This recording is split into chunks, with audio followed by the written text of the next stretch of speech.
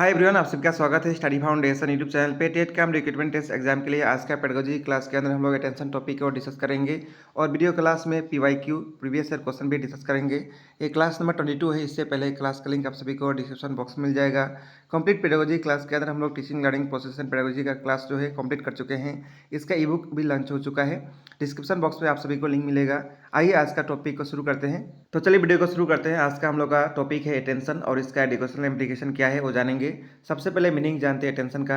Attention एक state of consciousness है जहाँ पे पर्सन फोकस करता है स्पेसिफिक ऑब्जेक्ट, पर्सन, एक्टिविटी या कोई भी चीज़ उसका आसपास जो है इन्वायरमेंट के अंदर उसके ऊपर, while इग्नोरिंग अदर स्टिमुलाई।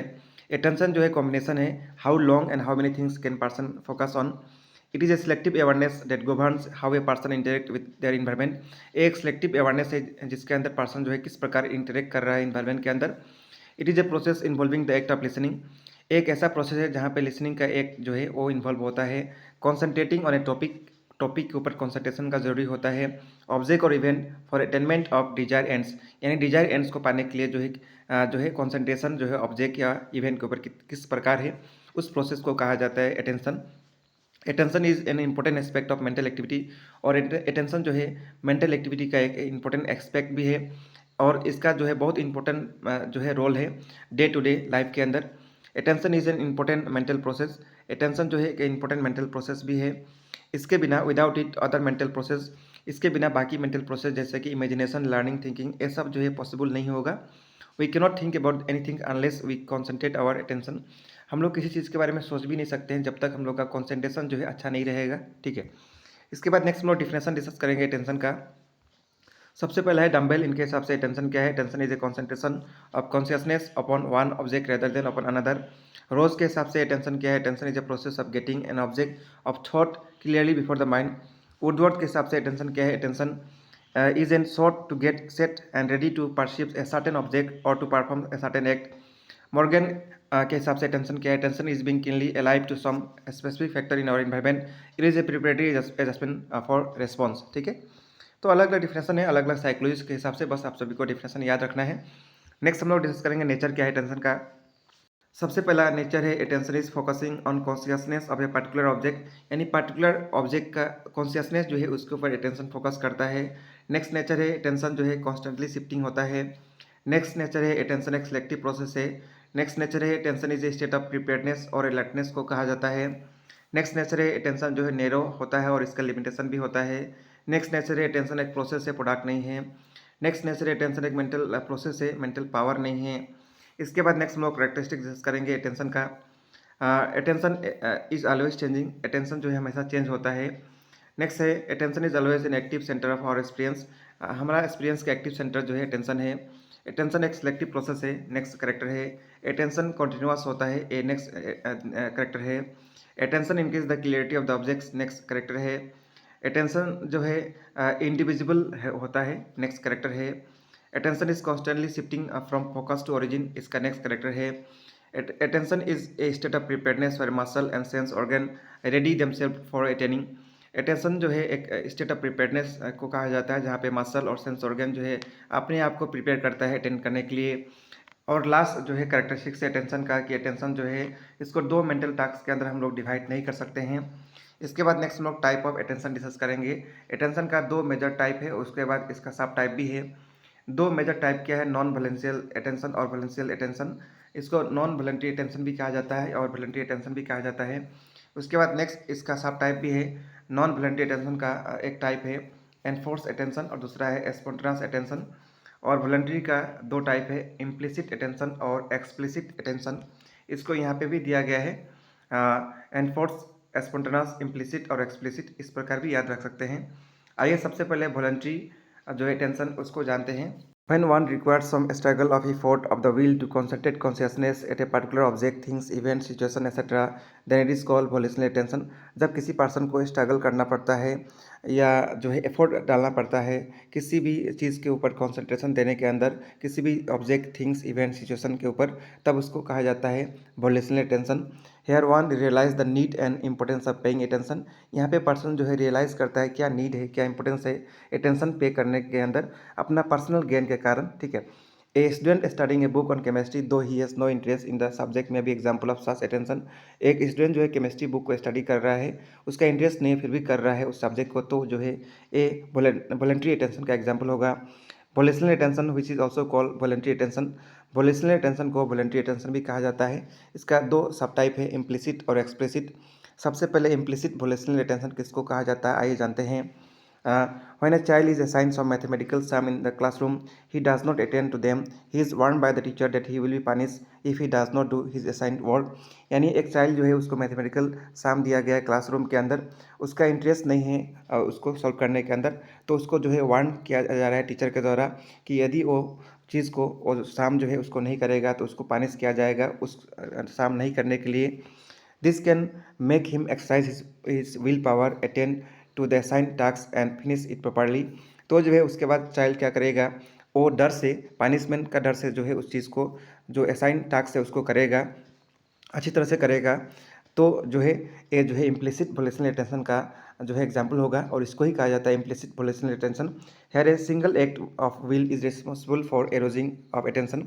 यहाँ पे सिंगल एक्ट जो है, सिंगल कारण जो है पनिशमेंट का डर से जो यहाँ कर रहा है, यहाँ सिंगल एक्ट जो है वो काम दे रहा है उस चीज़ को कराने के अंदर, ठीक है। Hence we can take it example of implicit volitional attention.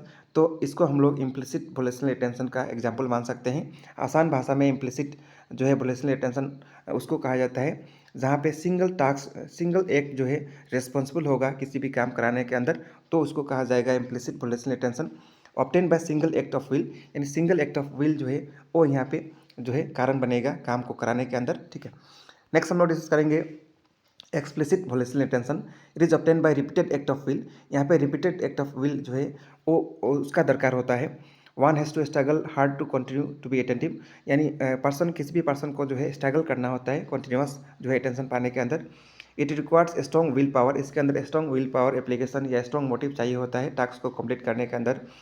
The attention paid at the time of examination day for the required preparation against heavy or distraction is an example of such attention।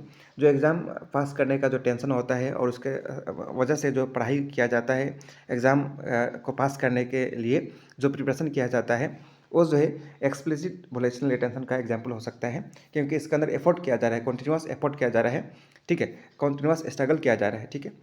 तो ये था explicit volitional attention और implicit volitional attention के बारे में। इसके बाद next हम लोग डिस्कस करेंगे नॉन वॉलेंटरी अटेंशन या नॉन वोलेशनल अटेंशन के बारे में। This type of attention is arose without the will coming to play. We attend to an object or an idea without any conscious effort on our part. इस attention के लिए जो है हम लोग का जो विल है उसको काम करना नहीं होता है, किसी भी ऑब्जेक्ट या किसी भी आइडिया के लिए हम लोग कॉन्शियस एफर्ट करना नहीं होता है। एग्जाम्पल के रूप में मदर का अटेंशन जो होता है क्राइंग चाइल्ड के प्रति, या अटेंशन जो होता है अपोजिट सेक्स के प्रति, या सडन लाउड नॉइज या ब्राइट कलर, ये सब जो है नॉन वॉलेंटरी अटेंशन का एग्जाम्पल होगा। इसके बाद इसका सब टाइप को हम लोग डिस्कस करेंगे। नॉन वॉलेंटरी अटेंशन का दो सब टाइप है, एनफोर्स और स्पॉन्टेनियस, ठीक है। तो सबसे पहले जानते हैं एनफोर्स अटेंशन किसको कहा जाता है। The attention which is arose by instinct, जो अटेंशन जो है इंस्टिंक्ट की वजह से एरोज होता है उसको कहा जाता है enforce non volitional attention. This type of attention is result of some force stimulus. इस टाइप का अटेंशन के लिए जो है फोर्स स्टिमुलस का जरूरी होता है।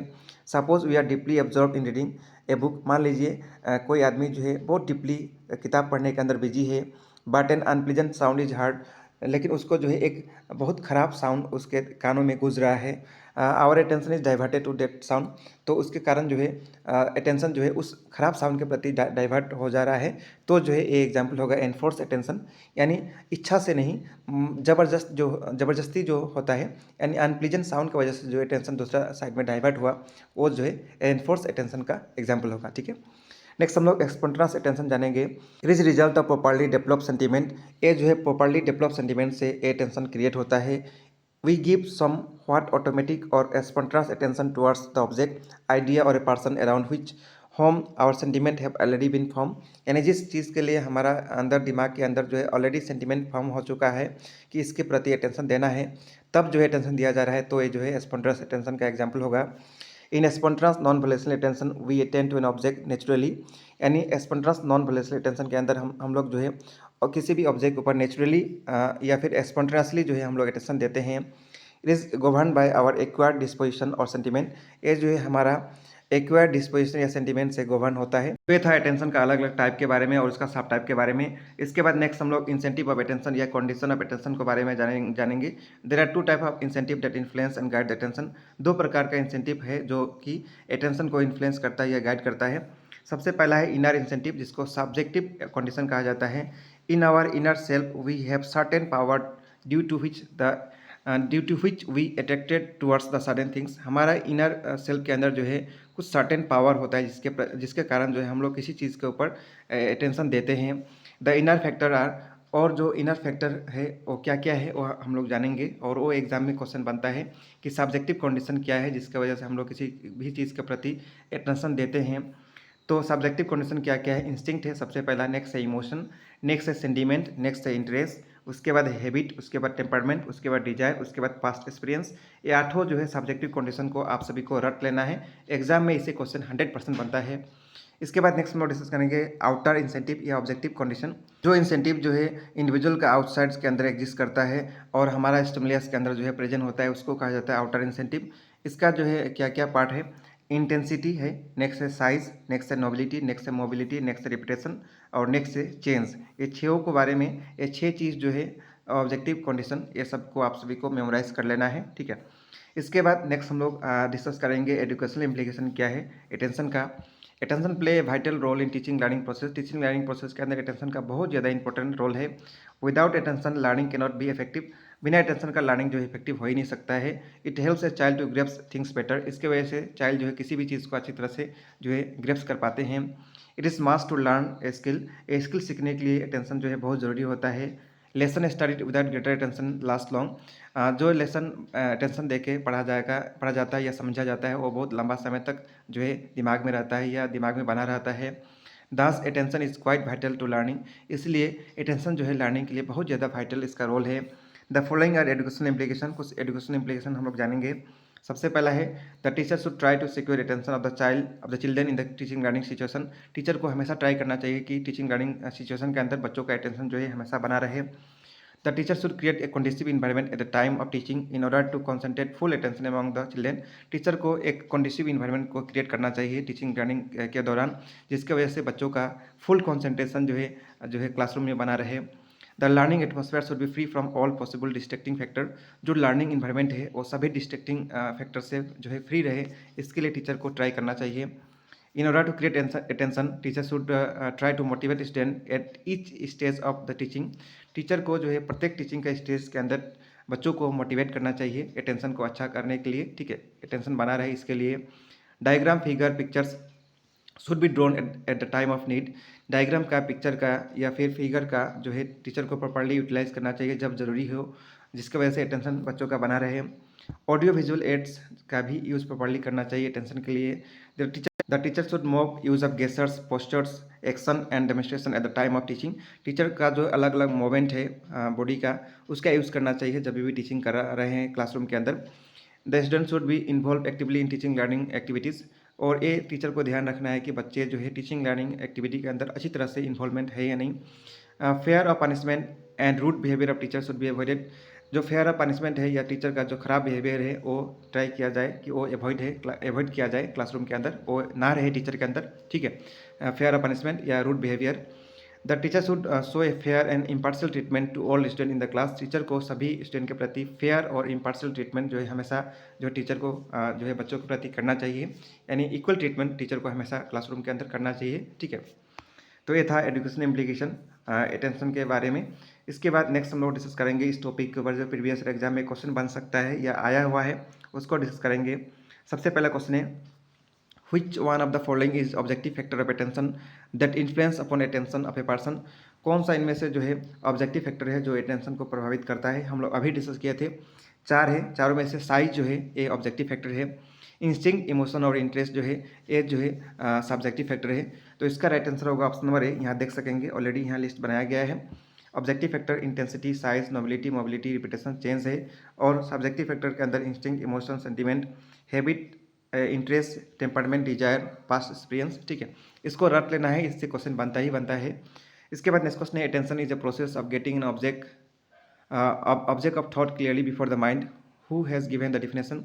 अटेंशन का ए वाला डिफिनेशन जो है, attention is a process of getting an object of thought clearly before the mind. A attention का डिफिनेशन किसके द्वारा दिया गया था?